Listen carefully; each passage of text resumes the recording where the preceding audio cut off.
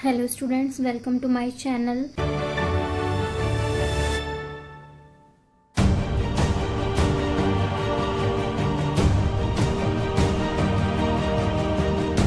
And today I am discussing about D Pharm first year theory subject of pharmaceutics, subject code ER20-11T and chapter 1. आज हम आपको chapter 1 के बारे में थोड़ा सा डिस्कस करेंगे। इसमें हम पढ़ेंगे history of profession of pharmacy in India and relation to pharmacy education industry and various professional associations के बारे में हम डिटेल में जानेंगे। ठीक है, तो चलते हैं अब हम नेक्स्ट स्लाइड पे।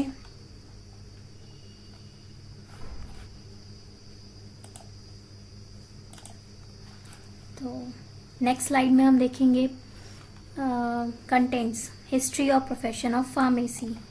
हिस्ट्री ऑफ प्रोफेशन में हम थोड़ा सा हिस्ट्री देखेंगे, ड्रग इंक्वायरी कमेटी के बारे में जानेंगे, father of pharmacy in India, current status of pharmacy profession in India and education programs courses in India, growth of pharmacy education in India, pharmaceutical industry in India, Pradhan Mantri Jan Aushadhi Pariyojana and pharmaceutical industry today. Next various pharmacy association professionals के बारे में हम यहाँ detail में पढ़ेंगे। ये contents है। अब नेक्स्ट स्लाइड पे हम आते हैं history of profession of pharmacy in India.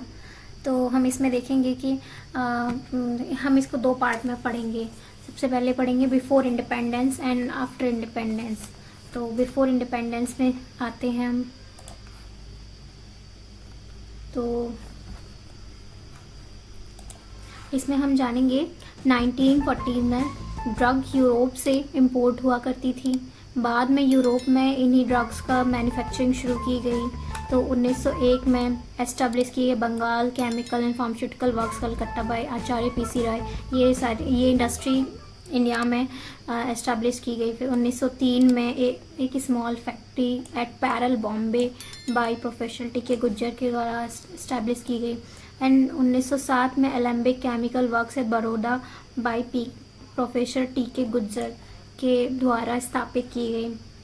इसमें हम देखेंगे कि ज़्यादातर ड्रग्स जो एक्सपोर्ट यानी निर्यात की जाती थी क्रूड फॉर्म में और इंपोर्ट की जाती थी तो फिनिश फॉर्म में की जाती थी, यानी आयात निर्यात किया जाता था क्रूड फॉर्म में एंड आयात किया जाता था फिनिश्ड फॉर्म में ड्रग्स का। प्रथम विश्व युद्ध के दौरान यानी कि वर्ल्ड वार 1940-1920 तक ये ड्रग्स का जो लेना देना इंपोर्ट एक्सपोर्ट बंद हो गया। लेकिन वर्ल्ड वॉर के बाद ही वर्ल्ड वॉर के बाद ही फिर से शुरू हो गया।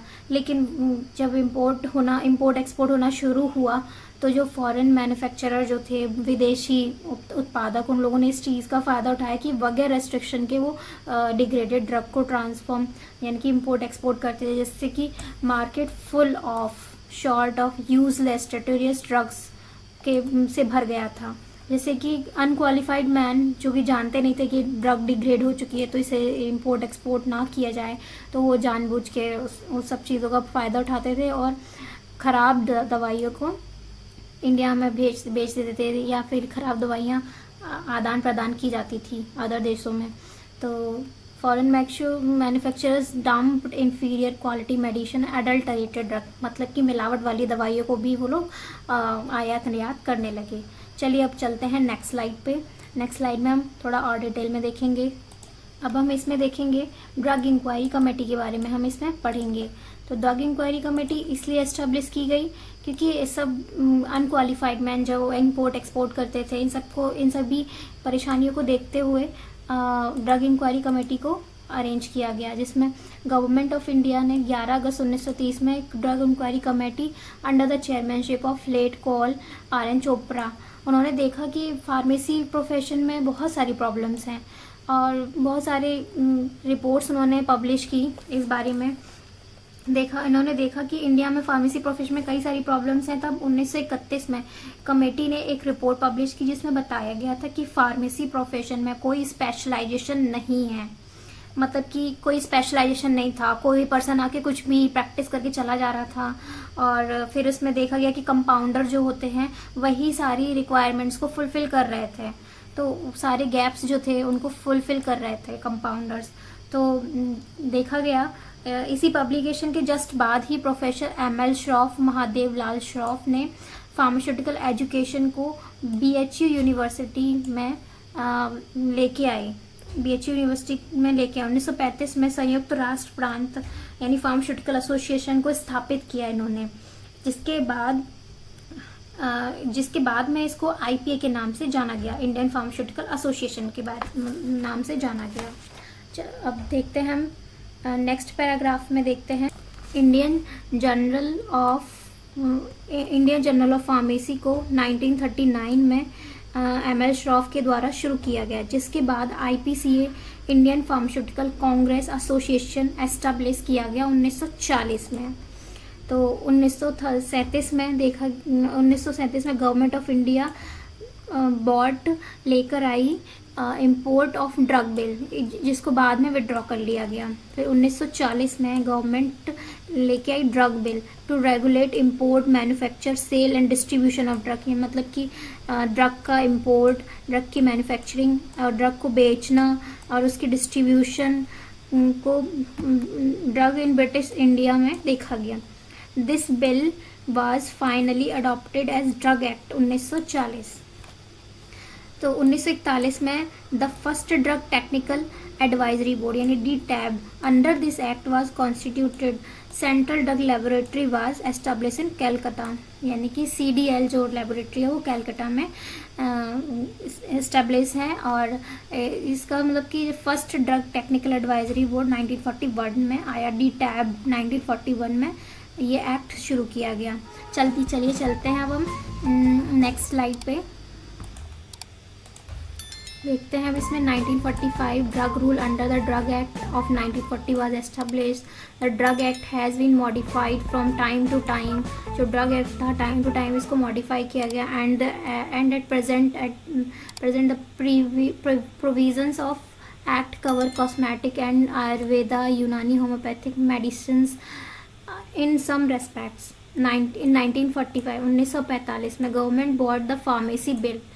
पहले ड्रग एक्ट आया, ड्रग रूल आया, फिर फार्मेसी बिल आया to standardise the pharmacy education, यानी फार्मेसी एजुकेशन को थोड़ा और अच्छे से और डिटेल में पढ़ने के लिए ये बिल आया 1945 में। 1946 में the Indian pharmacopoeia list was published under the chairmanship of late Col RN Chopra. It contains list of drug in use in India at that time which were not included in British Pharmacopoeia, यानी कि जो pharmacopoeia list India में publish की गई late Col RN Chopra के under में, मतलब इसमें ड्रग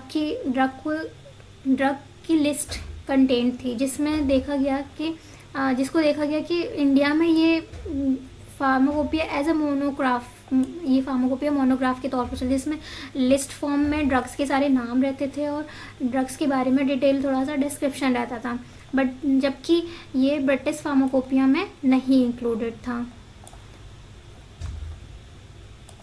इन 1937 BHU में B.Pharm कोर्स की शुरुआत की गई। फार्मेसी एजुकेशन के अंतर्गत जो कि एक डिग्री बेस्ड 3 ईयर कोर्स था, बट अभी यह 4 साल का बैचलर डिग्री बेस्ड कोर्स है। यह एजुकेशन नियम कायदे कानून पर आधारित है जो कि pharmaceutical society of great Britain के द्वारा दिए गए थे, जिसे कंपाउंडर्स की फॉर्मल ट्रेनिंग बंगाल में 1881 में शुरू की गई। इस पैराग्राफ में हमने अभी जो बोला वो सारा लिखा हुआ है, ठीक है ना बच्चों। अब हम पढ़ते हैं father of pharmacy in India. इसमें हम देखेंगे महादेव लाल श्रॉफ के बारे में। Father of pharmacy in India Mahadev Lal Shroff को कहते हैं। इनका जन्म 6 मार्च 1902 में हुआ था, दरभंगा इन बिहार में। यह कोई ट्रेंड फार्मासिस्ट नहीं थे, बट इन्होंने फार्मास्यूटिकल एजुकेशन को इंट्रोड्यूस किया इंडिया में। Pharmaceutical industries toward success in India, industrial form में इसमें सक्सेस, इस प्रोफेशन में सक्सेस ज़्यादा मिले, इसलिए इन्होंने फार्मास्यूटिकल एजुकेशन को एस्टेब्लिश किया। सबसे पहले BHU में आया। उनके प्रोफेसर पद के दौरान उनको एक आइडिया स्ट्राइक किया कि फार्मास्यूटिकल साइंस का बीएचयू में एक सेपरेट ब्रांच बनाया जाए। तब उन्होंने 1932 में एक सेपरेट ब्रांच बनाई और उसके बाद उन्होंने first branch pharmaceutical chemistry as a core subject in BSc course में बनाई। इसी के साथ साथ 2 साल बाद उन्होंने 2 इयर्स बीएससी कोर्स को इंट्रोड्यूस किया with the subject of pharmachemistry, pharmacy and pharmacognosy. इसके बाद बीएचयू में अब नेक्स्ट स्लाइड में हम देखेंगे। इसके बाद में बीएचयू में ये बी फॉर्म 3 ईयर कोर्स में पूरी तरीके से बदल गया और इंडिया में पहली बार बी फॉर्म कोर्स एस्टेब्लिश हो गया। In Punjab university B pharm course introduce in 1944 और यह एक पूरी फार्मेसी प्रैक्टिस ओरिएंटेड कोर्स था। But in case of BHU this course is completely industrial oriented. यह प्रोफेशन ज़्यादा ओरिएंटेड था फार्मेसी प्रैक्टिस की साइड, बट यह प्रोफेशन ज़्यादा ग्रो कर गया इंडस्ट्री ओरिएंटेड के साइड। बच्चों, इस पैराग्राफ में अभी हमने जो बोला वही सब डिस्क्राइब किया गया है। इसमें लिखा है कि पहले ये कोर्स जो फार्मेसी सिलेबस कोर्स था तो पहले ये फार्मेसी प्रैक्टिस बेस्ड ओरिएंटेड था, मतलब फार्मेसी प्रैक्टिस में थोड़ा और डेवलपमेंट किया जाए ताकि जो अनक्वालिफाइड मैन जो ट्रीटमेंट दे रहे थे या दवाइयों का इंपोर्ट एक्सपोर्ट कर रहे थे तो वो सब चीज़ों से थोड़ा सा बच सके। फिर ये इंडस्ट्रियल बेस्ड कोर्स था, तो इसमें बाद में ये इंडस्ट्रियल बेस्ड कोर्स हुआ जिसकी वजह से इंडस्ट्री ओरिएंटेड ज़्यादा हो गया ये एज अ और फार्मेसी प्रैक्टिस ओरिएंटेड थोड़ा कम रहा। प्रोफेसर एमएल श्रॉफ ने 1940 में एमफार्म कोर्स शुरू किया इन बीएचयू में एंड धीरे धीरे ये फार्मेसी एजुकेशन ग्रो कर गया अलग अलग स्थानों पर इंडिया में। एंड 1943 में प्रोफेसर एमएल श्रॉफ ने बीएचयू छोड़ दिया। उसके बाद उन्होंने बिरला ब्रदर्स में as a chief chemist and research officer के पद पे ज्वाइन किया। उसके बाद उनको प्रिंसिपल ऑफ बिट्स पिलानी बनाया गया and he introduce successfully degree level education in bits for next 5 year. तो 1947 में उन्होंने बिट्स पिलानी में ये कोर्स सक्सेसफुली इंट्रोड्यूस करा दिया। बिफोर इंडिया गेन्ड इंडिपेंडेंस से पहले और बाद में 3 इंस्टीट्यूशंस ने फार्मेसी डिग्री प्रोग्राम को ऑफर किया जो कि सेंट्रल यूनिवर्सिटी थी। 1937 में देखा गया department of pharmaceutical engineering, institute of technology BHU, university Varanasi and 1944 में university institute of pharmaceutical science and Punjab university, Chandigarh state government university. 1947 में LM college of pharmacy Ahmedabad जो कि प्राइवेट कॉलेज है। इन सारे कॉलेजेस ने फार्मेसी प्रोग्राम को इंट्रोड्यूस किया इंडिया में आफ्टर इंडिपेंडेंस, मतलब कि जैसे ही इंडिपेंडेंस मिलने वाली थी उसी टाइम पे लोगों ने फार्मेसी कोर्स को ऑफर किया। चलिए चलते हैं हम नेक्स्ट स्लाइड पे, उसको हम डिटेल में जानेंगे। अब देखते हैं आफ्टर इंडिपेंडेंस के बाद फार्मेसी प्रोफेशन का इंडिया में क्या क्या रोल था और क्या क्या उसमें बदलाव किए गए। एट इंडिपेंडेंस 1947, स्वतंत्रता के टाइम से पहले फार्मेसी प्रोफेशन ब्रिटिश रूलर्स के द्वारा अनऑर्गेनाइज फॉर्म में चलता चला आ रहा था, जिसमें फार्मेसी प्रैक्टिस बिना किसी कानूनी प्रतिबंध के चल रहा था। फार्मेसी प्रैक्टिस का कॉन्सेप्ट सही मायने में स्वतंत्रता के बाद समझ आया। इन 1948 pharmacy act was enacted and nation's first minimum education started for pharmacy profession qualification as required D Pharm level, मतलब कि मिनिमम क्वालिफिकेशन चाहिए, कम से कम डिग्री लेवल कोर्स चाहिए, तभी फार्मेसी प्रोफेशन के लिए एलिजिबिलिटी मिलती थी। 1948 में यह फार्मेसी एक्ट आया जिसके बाद ये रूल्स लागू होने लगे। जिसके बाद कई और सारे एक्ट आए तो देखा गया इसमें 1948 में फार्मेसी एक्ट पब्लिश किया गया एंड 1948 में Indian pharmacopoeia committee was constituted under the chairmanship of doctor BN Ghosh. 1949 में pharmacy council of India was establish under pharmacy act 1948। 1954 education regulation have come in force in some states but other state lagged behind.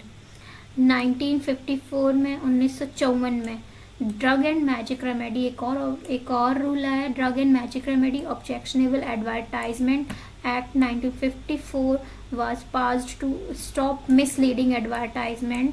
Example cure all pills.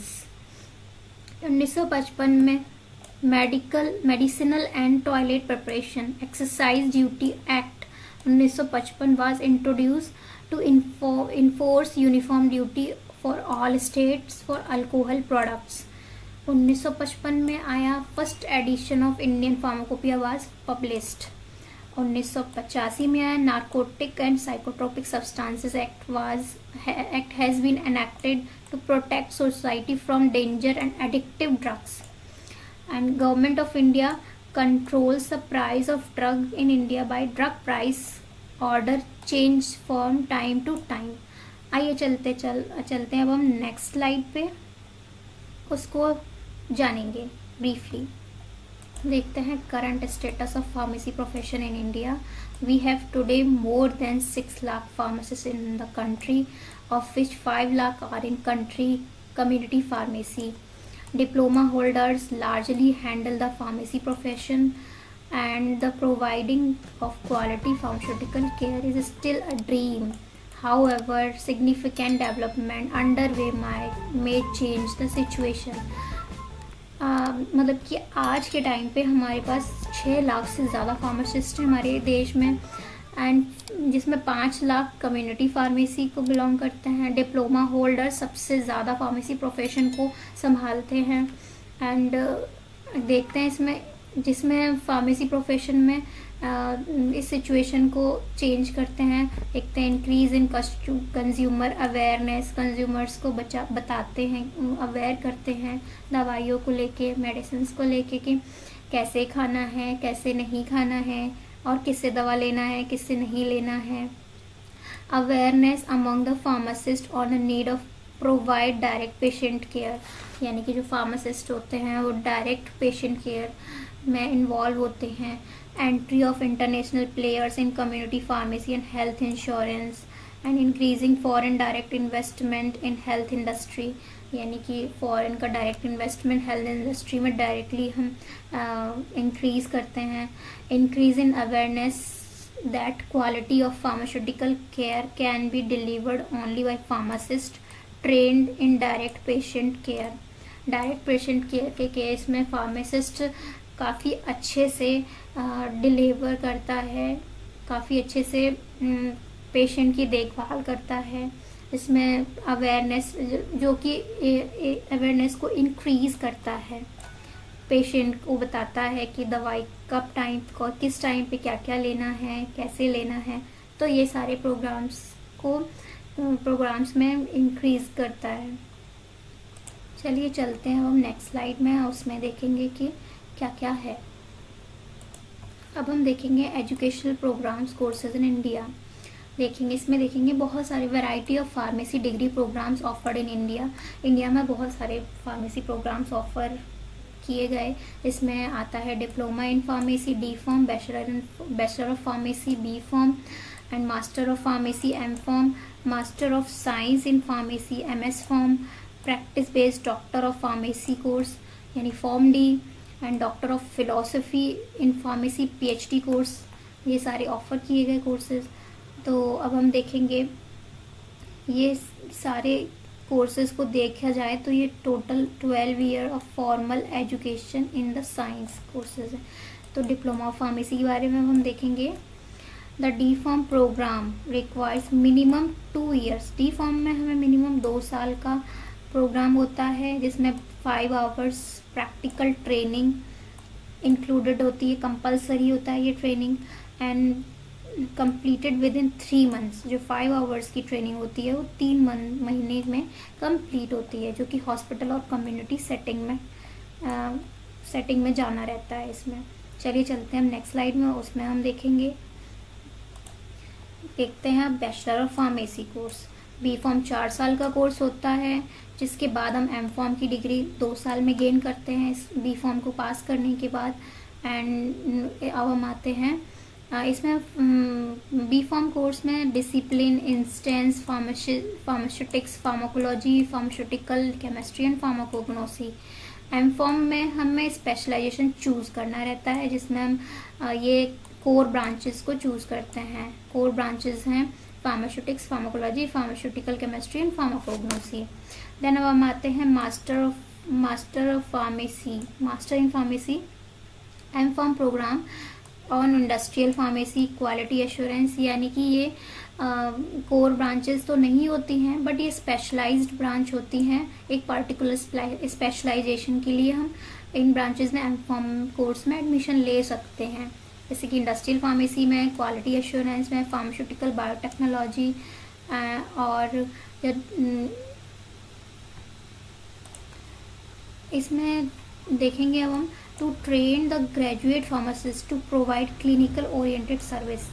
The M.Pharm program in pharmacy practice was introduced by GSS College of Pharmacy at Mysore 1996 at OT in 1997। यानी कि जो clinical oriented एम.फॉर्म course होता है सबसे पहले GSS college of pharmacy Mysore ने introduce किया 1996 में। पहले एम.फॉर्म कोर्स इंडस्ट्रियल बेस्ड था, जिसमें इंडस्ट्रियल फार्मेसी, ये specialisation, quality assurance specialisation, pharmaceutics, pharmacology, pharmacochemistry, pharmacognosy, pharmaceutical biotechnology, ये सारे स्पेशलाइजेशन थे। फिर आया फार्मेसी प्रैक्टिस का इसमें स्पेशलाइजेशन, जो कि क्लिनिकल ओरिएंटेड सर्विस थी।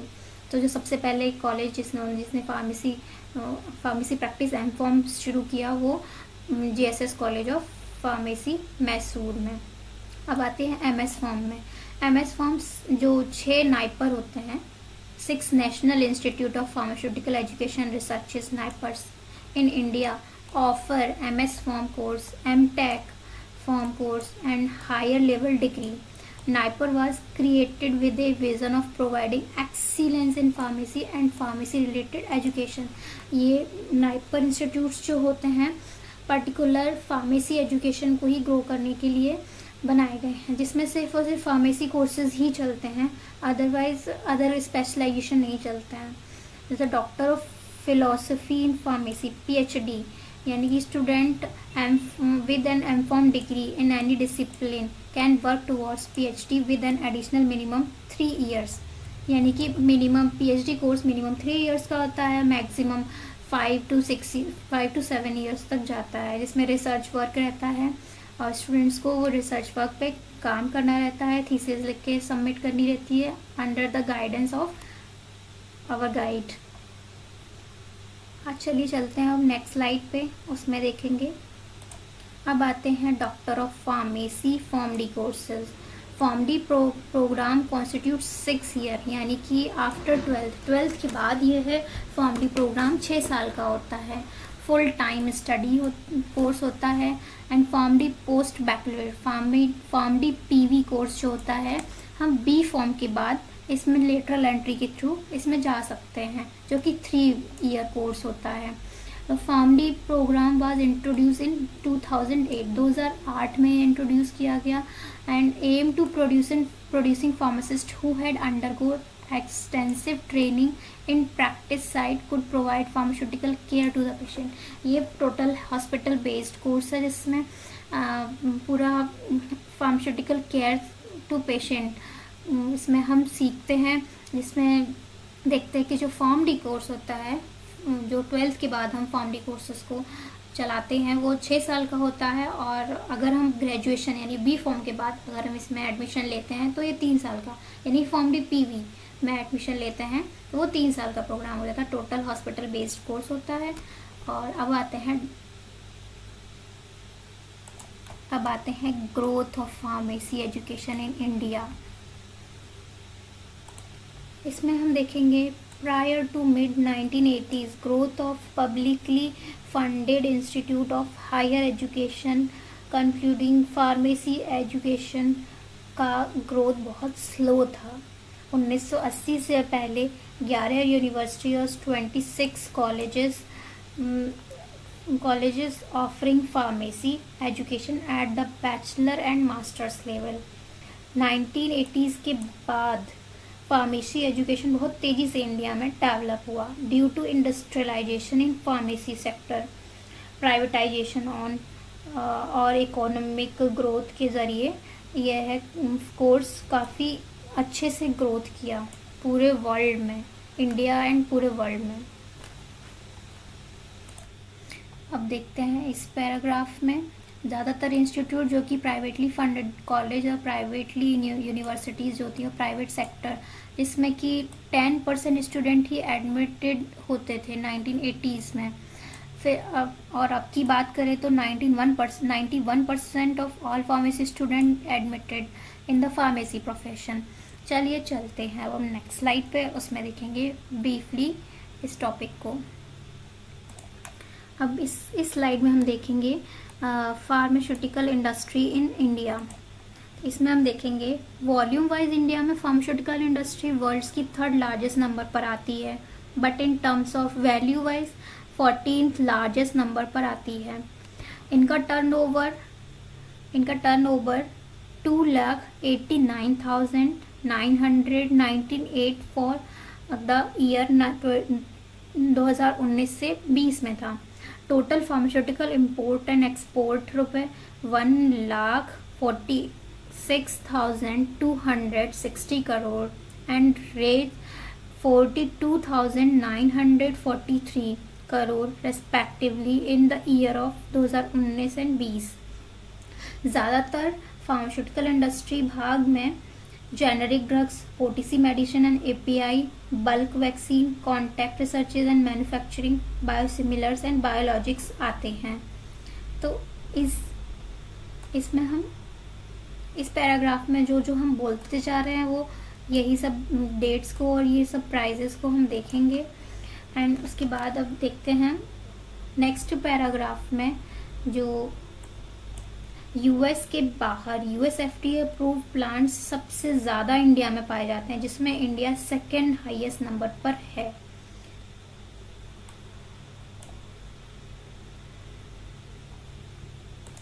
इंडिया एक ग्लोबल लीडर है for the supply of DPT, diphtheria vaccine, BCG और मीजल्स वैक्सीन का।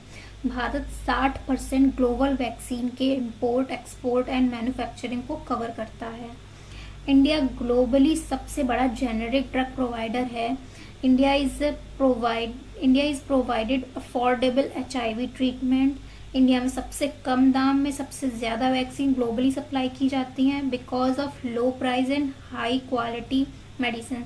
वर्ल्ड में सबसे ज़्यादा इंडियन मेडिसिन को प्रिफर किया जाता है।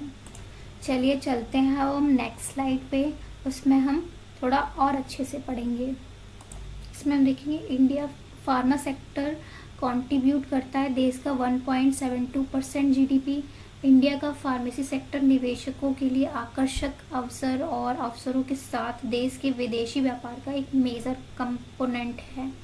भारत दुनिया भर में लाखों लोगों को सस्ती और कम लागत वाली जेनेरिक मेडिसिन की आपूर्ति करता है और बड़ी संख्या में united state food drug administration यानी US FDA और world health organisation WHO good manufacturing practices GMP के अनुरूप संयंत्रों का संचालन करता है। भारत ने दुनिया के दवा निर्माण करने वाले देशों में से एक प्रमुख स्थान प्राप्त कर लिया है। चलिए चलते हैं नेक्स्ट स्लाइड में। अभी हम इसी स्लाइड में थोड़ा देखेंगे। भारत वैश्विक स्तर पर API के लिए तीसरा सबसे बड़ा बाजार है।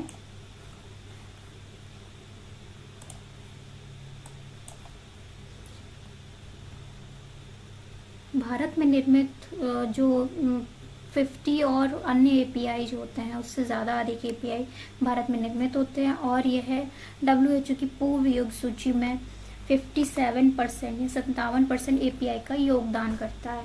फार्मास्यूटिकल्स भारत में विदेश निवेश के लिए 10 आकर्षक क्षेत्रों में से एक है। चिकित्सा उपकरणों में स्वचालित मार्ग के तहत 100% यानी 100% विदेशी निवेशक की अनुमति है।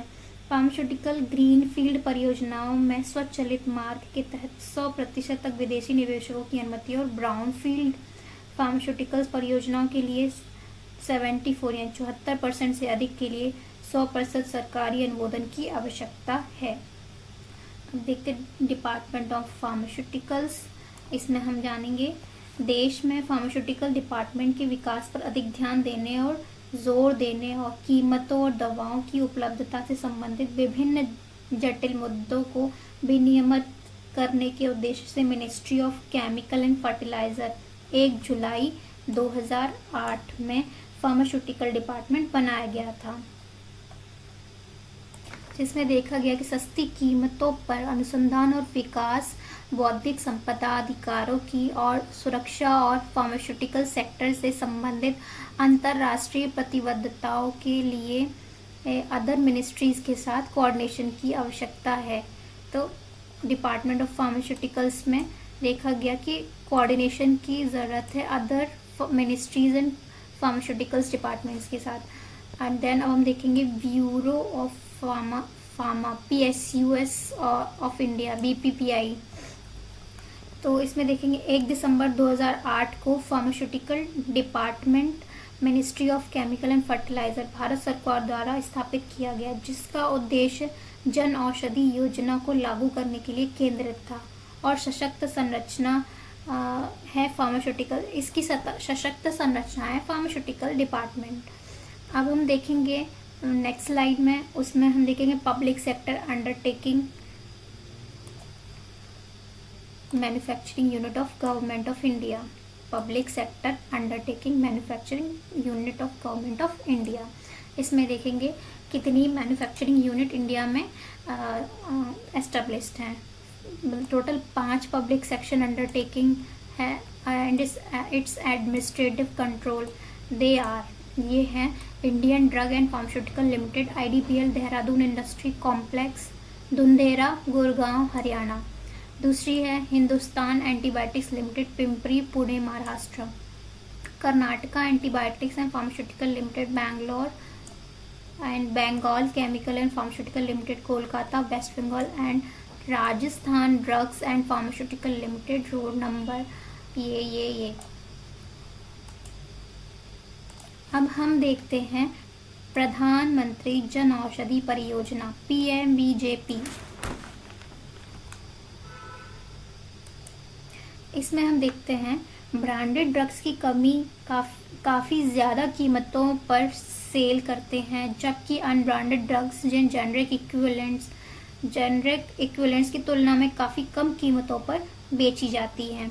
हालांकि चिकित्सकीय मूल्य में समान है, मतलब कि थेरेप्यूटिक इंडेक्स है दोनों का लगभग सेम है। विशेष रूप से गरीबों और वंचितों के लिए सभी के लिए सस्ती कीमतों पर अच्छी गुणवत्ता वाले जेनरिक मेडिसिन अवेलेबल कराने के उद्देश्य से PMBJP वर्ष 2008 में विभाग द्वारा शुरू की गई। इस परियोजना के तहत समर्पित आउटलेट जिन्हें प्रधान के रूप में जाना जाता है, आम जनता को जेनरिक मेडिसिन अवेलेबल कराने के लिए पूरे देश में यह केंद्र खोले गए। अब इसके साइलेंट फीचर्स के बारे में हम जानेंगे।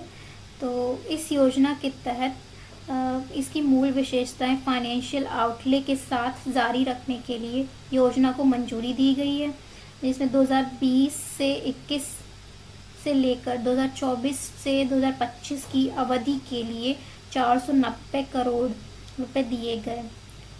मार्च 2022 तक पूरे देश में 10,500 PMBJP केंद्र खोलने का लक्ष्य है। मार्च 2025 तक PMBJP के उत्पाद टोकरी को 2000 दवाओं और 300 सर्जिकल दवाओं तक बढ़ाने का भी निर्णय लिया गया है। तो इस पैराग्राफ में जो भी हमने बोला वो सब कुछ दिया गया है।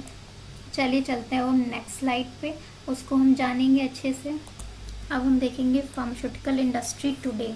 आज फार्मास्यूटिकल इंडस्ट्री का क्या हाल है।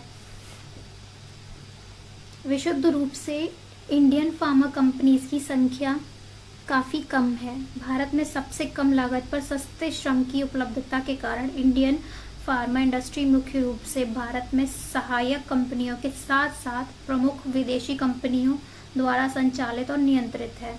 2002 में भारत में 20,000 से अधिक पंजीकृत दवा निर्माताओं ने 9 अरब डॉलर मूल्य के फॉर्मुलेशन और होलसेल मेडिसिन बेची। इनमें से 85% फॉर्मुलेशन इंडिया में बेचे गए, जबकि 60% से अधिक होलसेल मेडिसिन को एक्सपोर्ट किया गया। ज़्यादातर यूनाइटेड स्टेट, अमेरिका और रशिया को मार्केट में अधिकांश सेलर्स छोटे से मध्यम उद्यम हैं। 250 सबसे बड़ी कंपनियां इंडियन मार्केट के 70% हिस्से को नियंत्रित करती हैं। 1970 के पेटेंट एक्ट के लिए धन्यवाद किया गया मल्टीनेशनल्स को, जो कि बाजार का केवल 35% प्रतिनिधित्व करती हैं, जो कि 30 साल पहले 70% से कम थी। भारत में काम करने वाली अधिकांश फार्मा कंपनीज, यहाँ तक कि मल्टीनेशनल कंपनीज भी भारतीयों को सबसे निचले स्तर से लेकर उच्च स्तर के प्रबंधन तक लगभग अनन्य रूप से नियुक्त करती हैं। घरेलू फार्मास्यूटिकल मुख्यतः भारत में कई अन्य व्यवसाय की तरह अक्सर सार्वजनिक और निजी उद्यमों का मिश्रण होते हैं। वैश्विक बाजार के संबंध में भारत में वर्तमान में 1 से 2% की मामूली हिस्सेदारी है, लेकिन यह प्रतिवर्ष 10% तक दर से बढ़ रहा है। इंडिया में 74 US FDA approved manufacturing facilities हैं, जो कि यूएस के बाहर किसी भी अन्य देश की तुलना में अधिक हैं। और 2005 में एफडीए को सभी एएनडीए में से लगभग 20% इंडियन फार्मा कंपनीज द्वारा दायर किए जाने की उम्मीद है। अन्य क्षेत्र को डेवलपमेंट के बावजूद जेनेरिक अभी भी तस्वीर का बड़ा हिस्सा है। इस स्लाइड में पूरी मैंने हिंदी में समझा दी है, आप इसको पढ़ लीजिएगा। एंड देन अब हम आते हैं नेक्स्ट स्लाइड पे। उसमें अब हम देखेंगे एसोसिएशंस को, फार्मा एसोसिएशन। इस स्लाइड में हम देखेंगे वेरियस फार्मेसी प्रोफेशनल एसोसिएशंस, यानी इंडियन फार्मेसी एसोसिएशंस। देखते हैं Indian pharmaceutical association, IPA, association of pharmaceutical teachers in India, APTI, Indian drug manufacturing association, IDMA, bulk drug manufacturing association, BDMA, all India drug control officers confederations, AIDCOC, Indian hospital pharmacist association, IHPA, association of community pharmacist in India, ACPI, Indian pharmacy graduate association, IPGA and other associations में आते हैं। International pharmaceutical federation FIP, national association of board of pharmacy NABP, international pharmaceutical students federation IPSF, national association of pharmacy regulatory authorities and other association next slide में दिए गए हैं, जो कि अभी हम देखते हैं। आता है national community pharmacist association NCPA, non prescription drug manufacturer association of Canada, NDMAC, federation of Indian chambers of commerce and industry FICCI, American association of pharmaceutical scientist AAPS, association of British pharmaceutical industry ABPI and American chemistry society division of medicinal chemistry, American clinical pharmacy, American association of college of pharmacy AACP, board of pharmaceutical specialities BPS, Christian pharmacist fellowship international CPFI, Canadian society of pharmaceutical sciences CSPS, California pharmacist association CPHA। आते हैं next slide पे, कुछ और associations के बारे में देखेंगे Canadian pharmaceutical association, international academy of compounding pharmacist AICP, international association of pharmaceutical technology control release society CRS, non prescription drug manufacturer association NDMA, national pharmaceutical association NPA, pharmaceutical society of Australia PSA, pharmacy guild of Australia PHI, delta chi professional pharmacy fraternity, professional compounding centres of America PCCA, American chemical society ACS etcetera. Thank you बच्चों for listening me patiently. अगर आपको ये video अच्छा लगा हो तो हमारे channel को लाइक शेयर एंड सब्सक्राइब ज़रूर करें और इस वीडियो को लाइक ज़रूर करें और कमेंट्स में हमें बताएं कि इस वीडियो में ये वीडियो आपको अच्छा लगा या नहीं। Thank you.